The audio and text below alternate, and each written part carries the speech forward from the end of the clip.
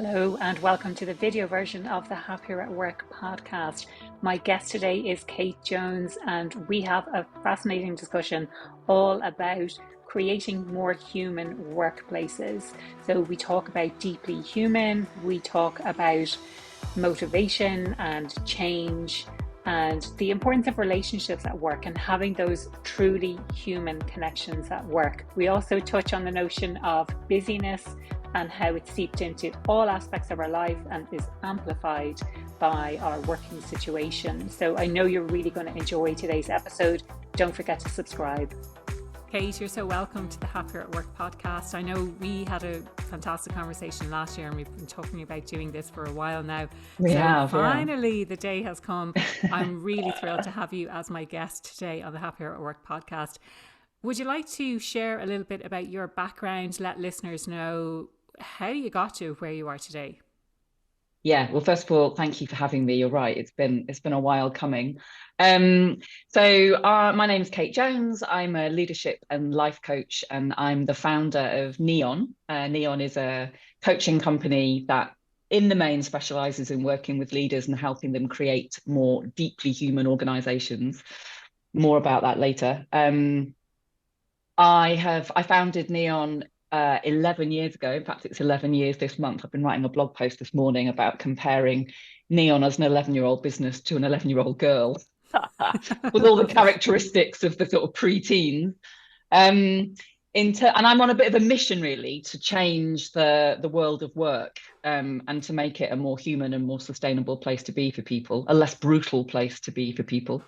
And also to help more people to live, lead and work well. So kind of well-being and happiness in your language is a very kind of major part of what I do and a huge passion of mine, and also a sort of ongoing quest of mine, I guess, just as a human being in my own right, both in my work and in my life. So in terms of how I got here, I spent my career has really kind of gone in 3 chapters so far, which have all been about 10 years. So with 11 years with Neon, this is kind of proving to be the longest chapter to date. But the first 10 years, I actually trained as a social worker and a probation officer straight after leaving university, where I'd studied languages and worked mainly as a probation officer in the criminal justice system in London in community court and prison settings.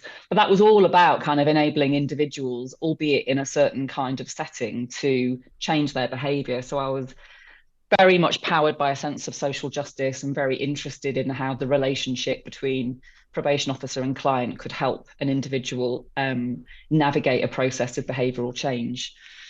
And then through a period of a couple of years where I worked in Romania, kind of helping the Romanians experiment with the idea of community penalties for juveniles, which led to the establishment of the probation service in Romania.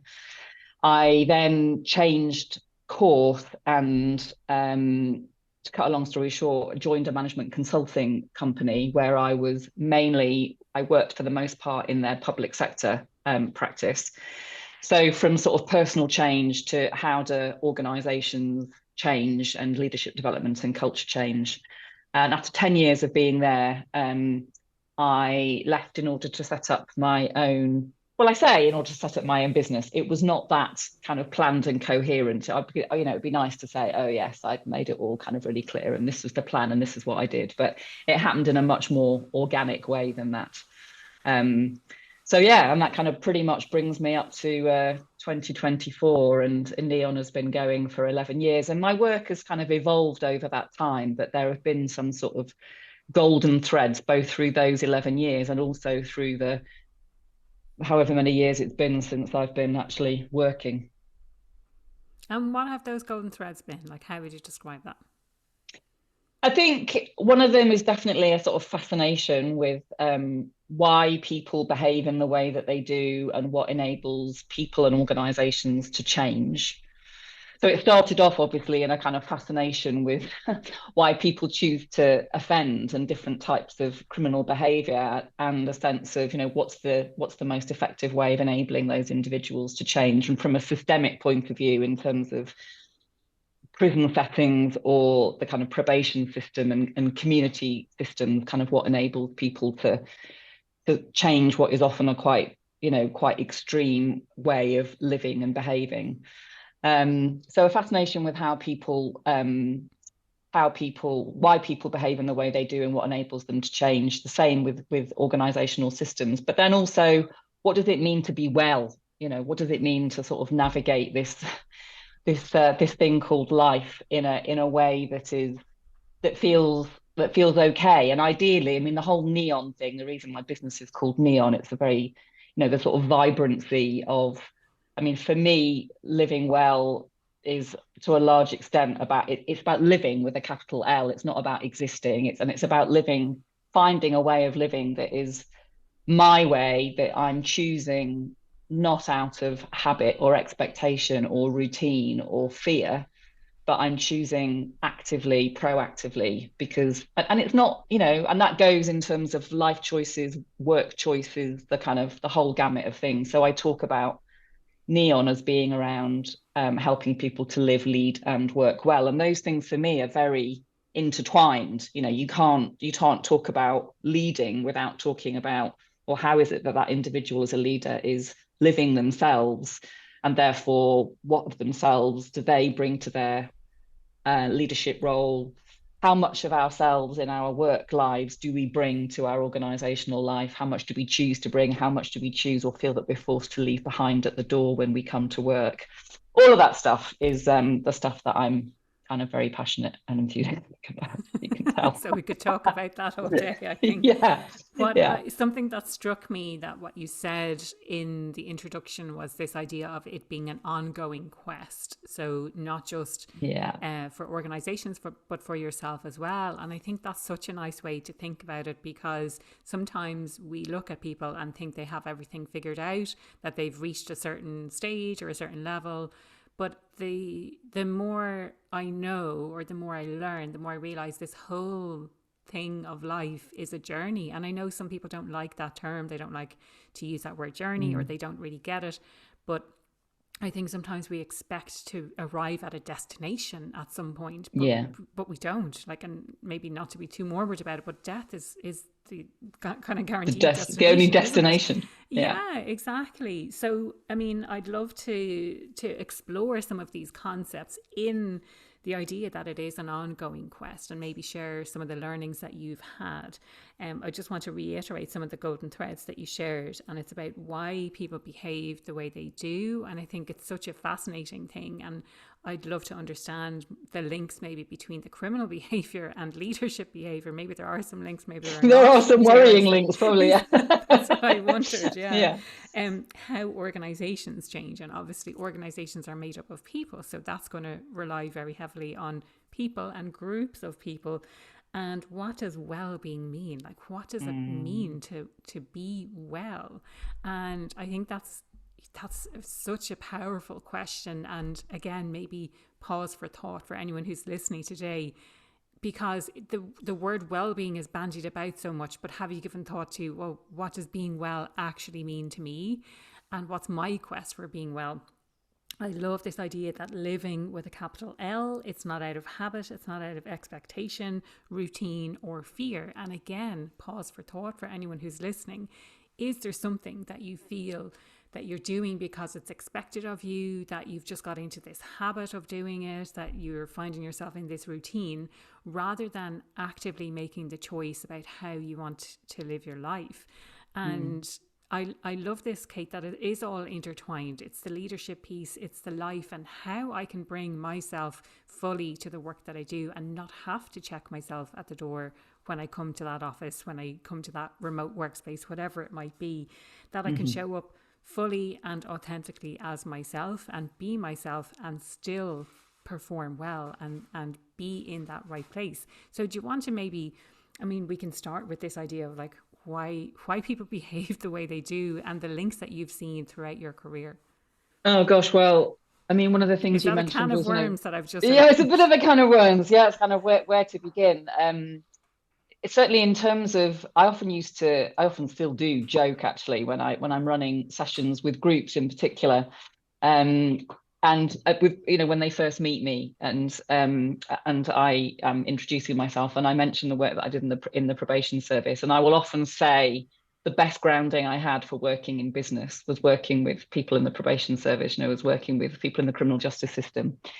I mean, I know there's actually quite a lot of research about the links between psychopaths and chief execs, but I think it was more really in terms of, I mean, obviously, what an incredible grounding I had in terms of learning how to establish relationships that could be a vehicle for change, then working with people from all different walks of life, who were engaged in, different levels of offending behavior, some of which was really not very serious at all the way through to people who were, in terms of the probation service involvement, kind of on remand in custody for much more serious offences. But I think that's the main thing, really, in terms of what I learned. I mean, it was the most incredible training ground for any kind of relational work. I mean, I would say that all work is relational, actually, because we're all, no matter what our job is, we are, for the most part, we can't do our work in isolation from every other human being on the planet. I can't think of any, unless you're, I don't know, some sort of holy person on a mountain. I can't imagine that there are any jobs where you're working totally in isolation from other human beings. So that relational kind of component is really key and is absolutely central to the work that I do now, which is predominantly coaching, and is also central, I think, to well-being in the workplace and what I call human organizations, that kind of, rather than having transactional cultures where it's kind of, well, I'm going to talk to you or be nice to you or be polite to you or ask you how your weekend was because I have something that I need you to do, which I think is often the way cultural models kind of evolve in organizations, but is genuinely a culture based on relationship, where there is a strength, where there's a sense of connection between people actually know each other. I mean, the number of teams that I work with who really don't know anything about each other really at all. There's such a superficial level of connection between people. So that kind of building relationship is absolutely central to me, to the work that I do, and to my belief around some of what constitutes kind of healthy and deeply human organizations. In terms of kind of what enables people to change, which was actually your question, I think it's there's a whole lot of different conditions that needs to coalesce, I think, in order for somebody to be able to make a choice to change and for that change to happen and to be sustained over time. And that becomes even more complex, I guess, when you're talking about systems kind of being successful in changing. I mean, the first thing is there has to be the motivation, the actual motivation and the readiness to change in the individual. And it's partly why I think my individual coaching work can sometimes feel more rewarding than team coaching work, because with an individual, it's simpler. You have one individual who's making a commitment and a financial investment in the coaching journey, and that usually means that they're up for it, they're ready, they're in. Whereas with a team, there might be, of the 10, 12, 15 people in the room, there might only be, I don't know, a third of those who are actually ready, who believe that there's something that needs to change. But then there's a whole kind of set of conditions around the environment and the extent to which an environment is conducive to how many obstacles are standing in the way of a team or individual to enable them to bring about the change that they want. So it's a process, and it's definitely not a linear process. It's sometimes a question of circling round again and again. Yeah, no, it's really interesting. And I'd love to come back to this idea of connection and relationships and being more human at work. And this idea that, and I think you're totally right, there's so many organizations, and I've been in those organizations, I've worked there, where it is very a transactional relationship. There might be a social club, but you don't really know people on a deeply human level. You're not really connecting in a deep way. It is more that transactional. For me, at least, it felt that way. So what do you think are the keys to building that better connection, having those better, more deeply human relationships at work? Well, I mean, I'm a big believer that it comes down to leadership. I mean, the work that I do is, in terms of creating deeply human organizations, I don't think leadership can do everything.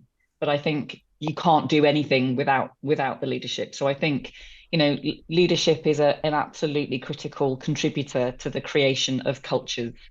And then you also need a set of infrastructure that supports and promotes and embeds and establishes that culture. But without leadership, I think you're nowhere. So, in the first place, you need to have leaders who believe in the necessity and value of relationships, who believe in, Margaret Heffernan did an amazing TED talk quite a long time ago now about social capital. And she gives this, I've never forgotten this little introduction that she gives where she talks about an experiment that was done with super chickens.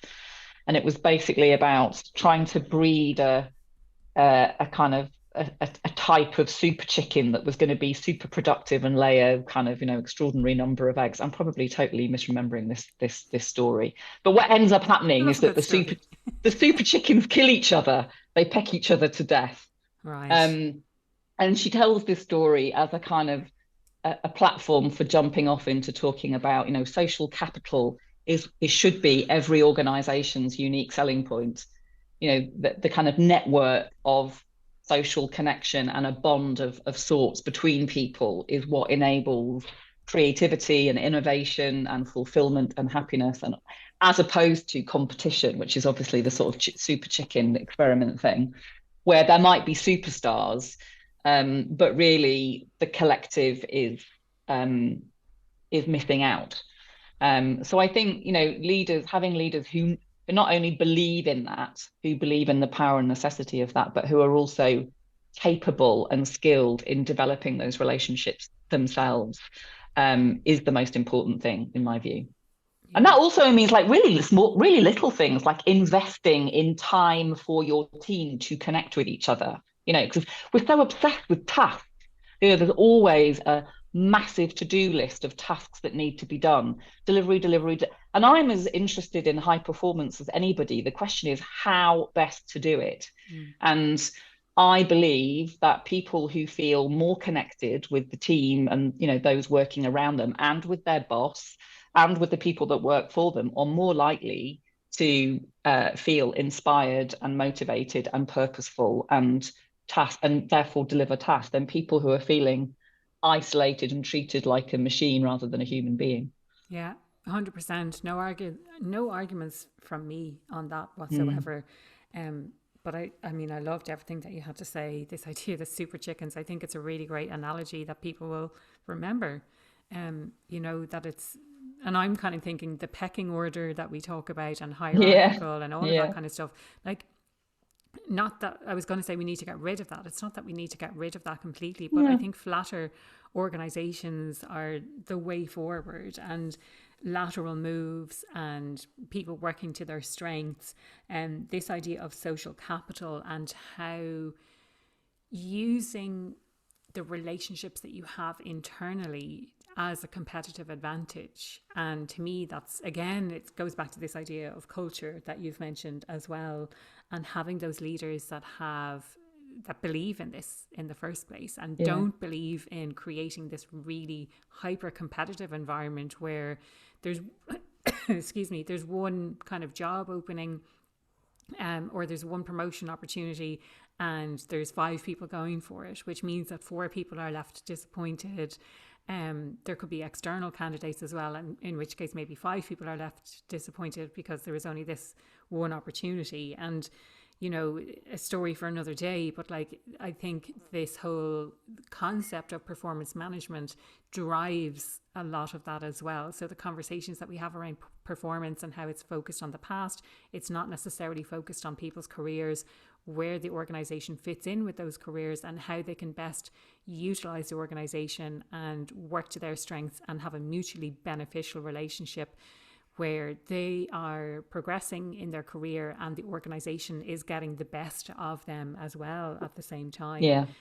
I mean, Totally agree. There's so much that we could talk about in relation to that, I think, but maybe starting at the point where people are, where do you see, when you're working with individuals or organizations, where do you see that they are? And I'm thinking very much from the competitive perspective. So are they working in environments where there's a lot of competition, and how do you kind of go about addressing that as a starting point?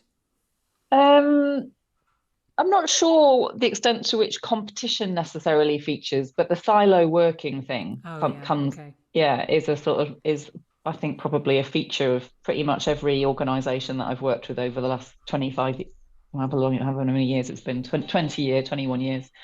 Um, and how. And again, I think the reason, so in other words, people are sort of, even within leadership teams, they're, individual representatives in the leadership team are much more focused on their own particular department or function or program or whatever, depending on what the business is. They're much more focused on that than they are in, it's almost like they're facing outwards from the circle of the leadership team to face their own area of responsibility, and they're not really facing in and seeing the leadership team itself as their number one team. Whereas in reality, really you're wearing two hats. You'll have a shared response, you have a collective responsibility for the totality of the organization or the business, and you also have an individual responsibility for your particular area of organizational responsibility. So that occurs, I would say, 90% of the time, and is an impediment to performance. And it is in part, well, it's a, in systems theory, they talk about loyalty within organizational systems. So often individual leaders are most loyal actually to their own teams for which they are responsible, rather than the senior leadership team itself, and that can create difficulties in terms of overall performance, because there is a sort of unspoken, let's call it a kind of competition of sorts, or a kind of, I'm just going to look after my swim lane and Yeah. do what I can there, Well, then you're which is competing all. for resources, aren't you? You're competing for money, budget, you're competing for time.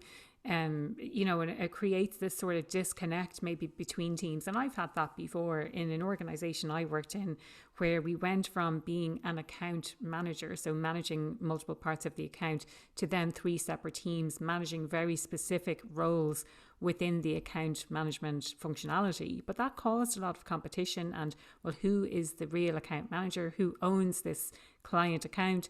All of this kind of stuff, like putting people into separate buckets. I think it's just it just is a recipe for creating that siloed type of work. And I was so surprised, because I could see in the general marketplace people were moving more towards generalist roles rather than specialist roles. And so when our organization made that decision at a global level, it just really shocked me, and frankly did not work at all.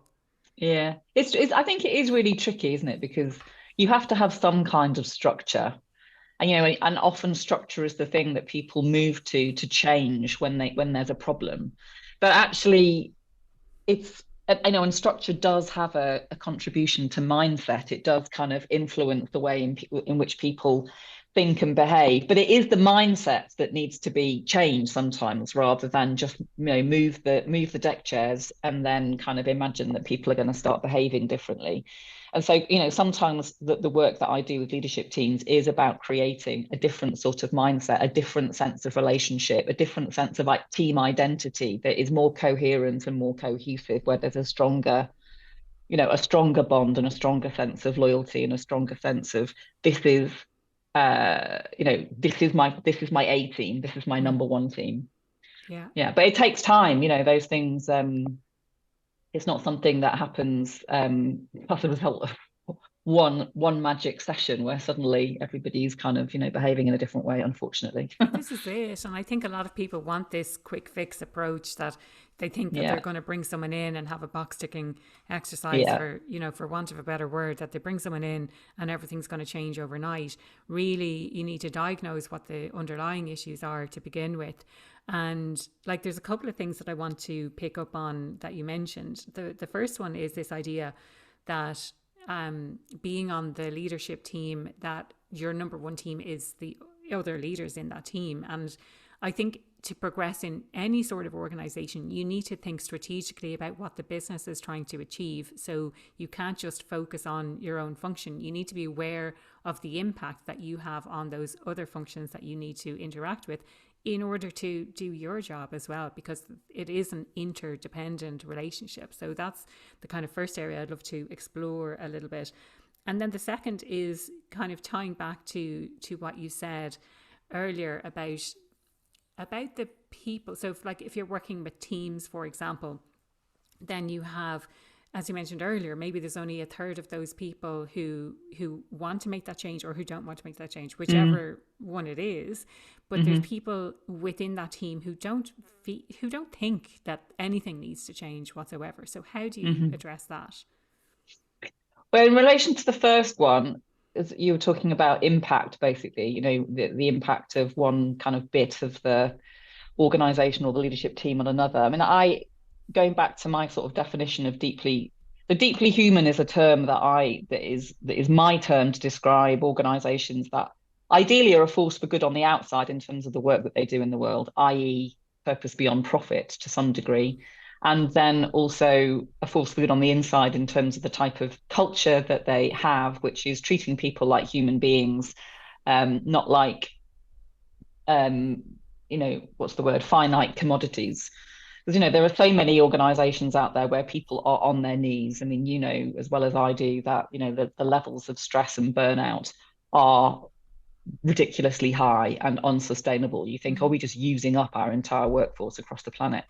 So I have the model of what deeply human leadership looks like for me is what I call the 5 C's, 2 of which we've talked about already. So the first one, actually, I talk about clarity of purpose. So having a sense of purpose, both on an individual and on a collective level. So ideally in a leadership team, there being a very clear and shared sense of purpose. Like, why is this team here? Why is this organization here? But also within that clarity of purpose, individual leaders being able to bring that to life on a day-to-day basis for their teams. Because often, even in purpose-led organizations, you find people are totally disconnected from their sense of purpose, which is why they joined in the first place, because they're lost in the endless hamster wheel of activity day to day. So the clarity of purpose. The second is connection, which we've talked about, which is about relationship, quality of relationship. The third is consciousness, which is all about impact in all sorts of ways. So first of all, emotional intelligence and the degree to which leaders understand and can read the room, can manage their own emotions, are aware of the impacts that they're having intentionally and unintentionally on others. Again, both as an individual, but also their team or their part of the organization impacting on other parts of the organization, and the impact of the organization in the wider world. So the whole kind of business as a force for good sort of stuff. Then there's creativity, which for me is about kind of creating environments of belief where anything is possible, as opposed to cultures where people are just doing loads of stuff but without much of a sense of, I'm often feeling very disillusioned or demoralized about the extent to which any of it is possible or they're making any progress. And finally, care is the 5th C. First of all, self-care. So leaders having an imperative really to look after themselves and to know what it is that they need in order to be at their best. Because nobody can lead well when they're fed up, frustrated, exhausted, etc. And then care for the people that work for them, with them, and ideally also care for those living in the communities in which those organizations kind of operate. So that's really that sort of model informs all of the work that I do in organizations, be it with individual leaders or with teams, is trying to build leadership capability that contributes to the health of an organization in that way. So that was quite a long answer to your question about sort of impact. But it's really important because it's kind of, it's it's kind of right at the heart of me in terms of what I believe is needed, and what makes the most difference really in terms of, having organizations where people can really thrive rather than, something far worse or far less.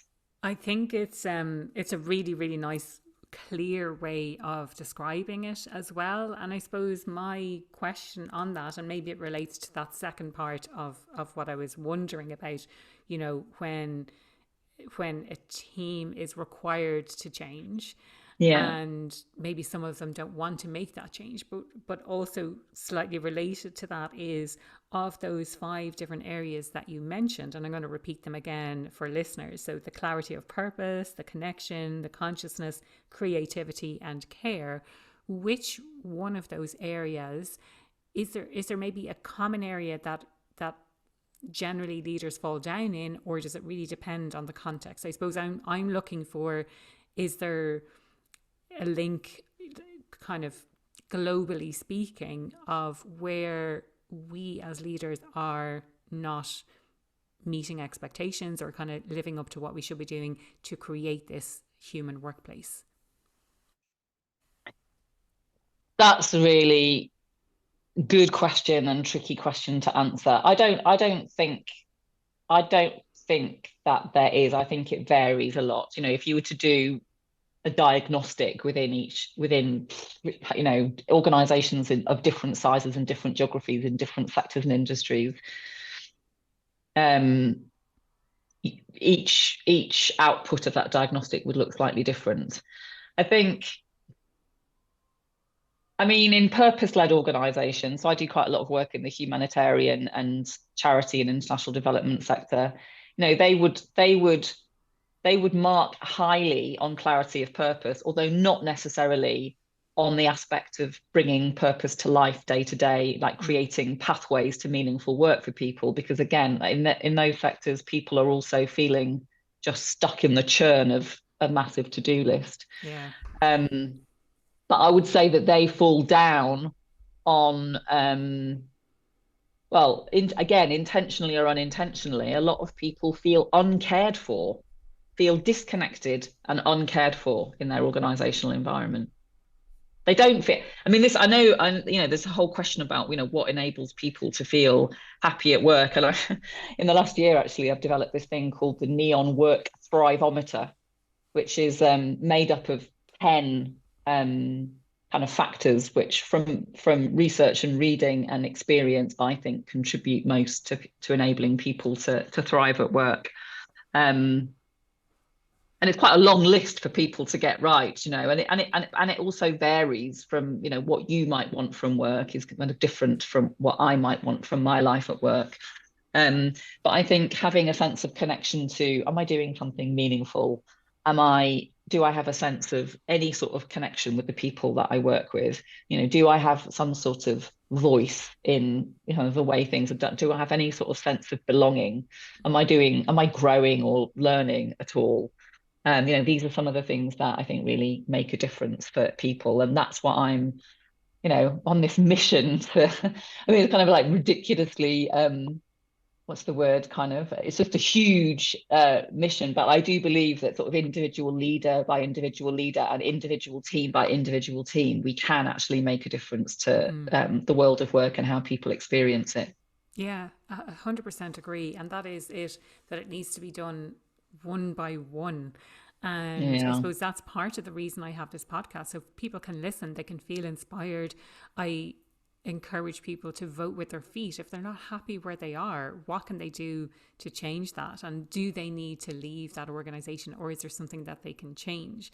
And then for Yeah. leaders who are listening to this, to create that better environment for people and have those frameworks that they can think about, that they can apply to their own organizations, that they can connect with people who have come on the podcast and they can find out more about what they do, as well as finding out, and me sharing more about what it is I do to help organizations as well.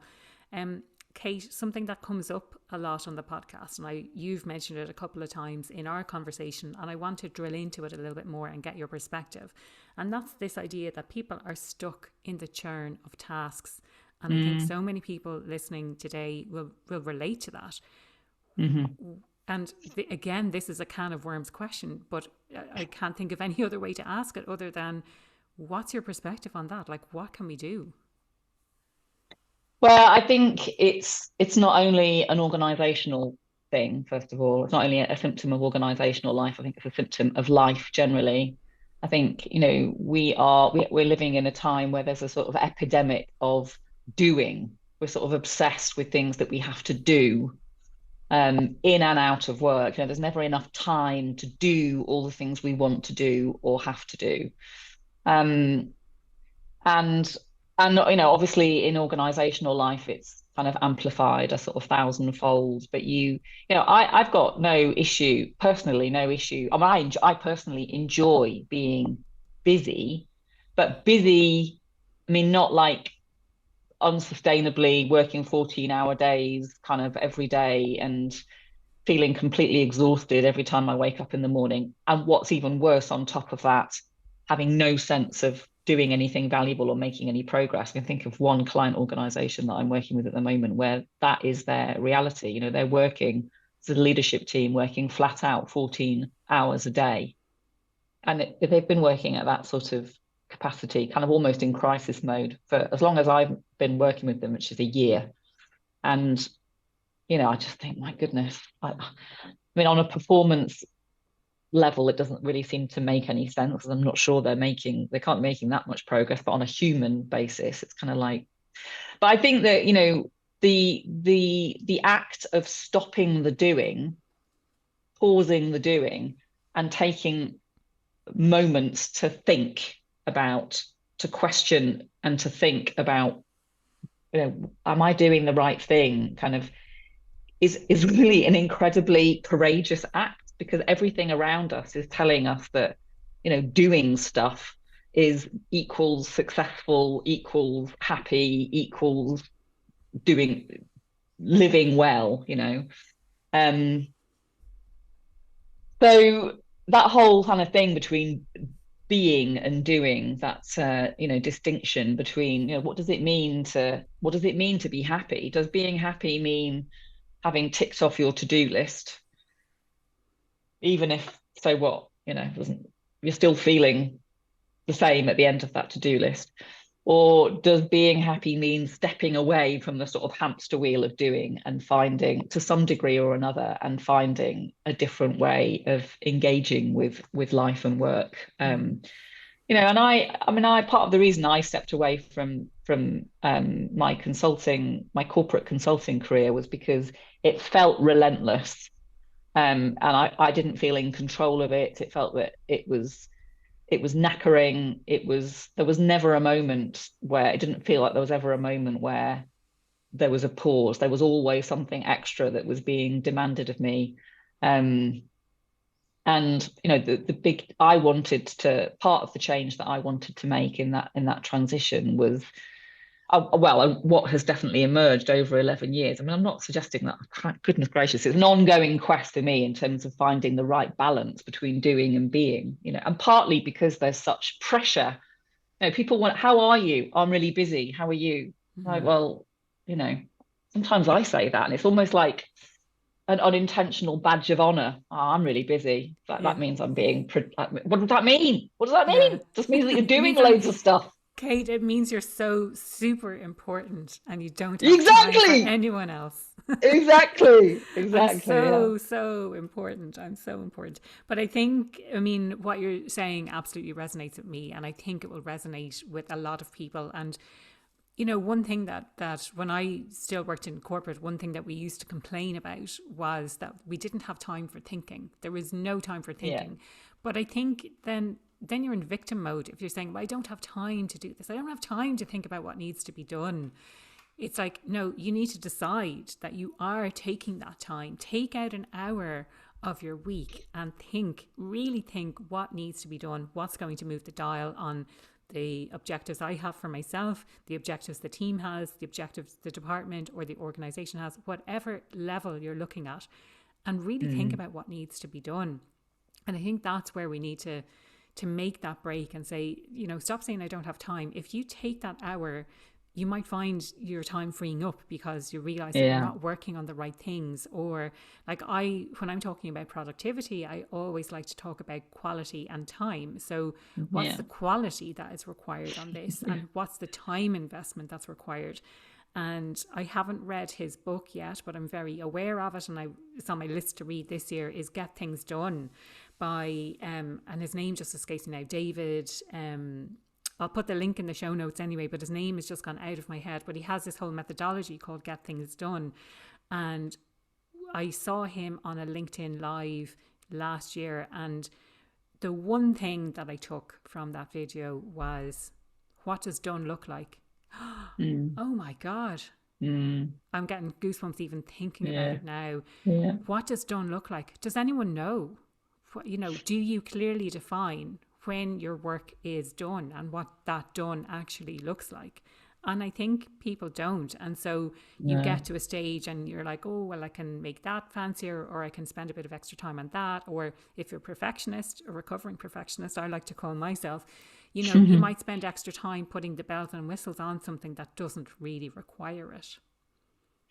I actually feel quite moved by that. You think on a human level, millions or billions of people living their lives kind of with a sense that their work is not done, and not Yeah, even being able to define when it will be done. I mean, exactly. work in the broadest sense, Yeah. when have I But this done is what enough? causes the hamster wheel, isn't it? Yeah, yeah, yeah, yeah, Yeah. yeah. Yeah. And that sort of, that the pressure and the expectation, the sense of constantly, no, I'm not good enough until I've done this, until I've got the next promotion, until Yeah. I've, whatever it might be. And that's, because some of the work that I do is also life coaching, which is, really often there's a massive crossover, but life coaching is obviously paid for by the individual rather than by the organization. And it's not necessarily it hasn't got anything to do with leadership.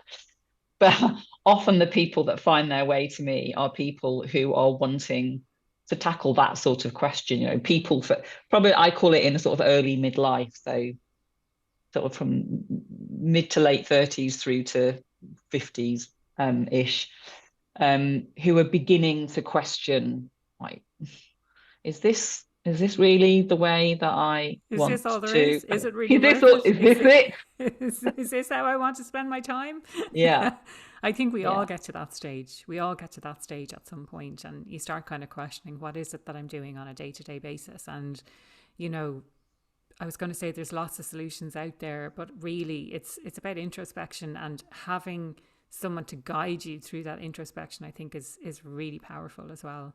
Yeah, and I think a lot of it is to do. I mean, I imagine that you've been through something similar. I definitely went through something similar, which led me to kind of set up my own business. But there's an ongoing thing for me about what does it mean to be successful? Right, redefining success. And there's a sort Yeah, of traditional model of success, which has got a lot to do with money and status and yeah. busyness and Yes, and fame, and position, fame and fame. recognition. Yeah, Yeah. absolutely. Yeah, But if you start to redefine it in terms of fulfillment, in terms of quality of relationship, in terms of self-expression, like I'm talking about for myself really, in terms of some of the things that, in terms of freedom, in terms of adventure, in terms of, I don't know, there's all kinds of different ways of defining success, which are not mainstream, and which can feel very hard to move towards. mm,